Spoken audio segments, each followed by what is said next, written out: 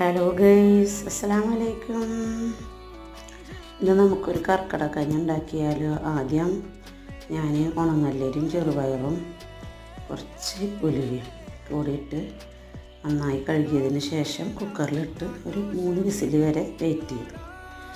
ഇനി നമുക്ക് അത് തുറന്ന് നോക്കിയ അതിൽ കരപ്പൊഴിക്കണം. അതിലേക്ക് ചുവന്നുള്ളി, വെളുത്തുള്ളി, തേങ്ങ, പുത്തിരിച്ചുണ്ടട വേര്, നല്ല ജീരകം എല്ലാം കൂടി തേങ്ങയും കൂടിയിട്ട് നന്നായി അരച്ചെടുക്കുക.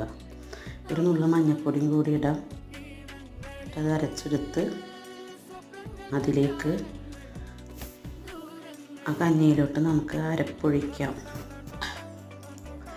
എന്നിട്ട് ഒന്ന് ചൂടായതിന് ശേഷം, നന്നായി തിളപ്പിക്കേണ്ട, ഒന്ന് ചൂടായതിന് ശേഷം ഒരു നുള്ളു ഉപ്പിട്ട് നമുക്ക് കഴിക്കാം. നല്ല ടേസ്റ്റാണ്, അടിപൊളിയാണ്, ഹെൽത്തിയാണ്. ഓക്കെ.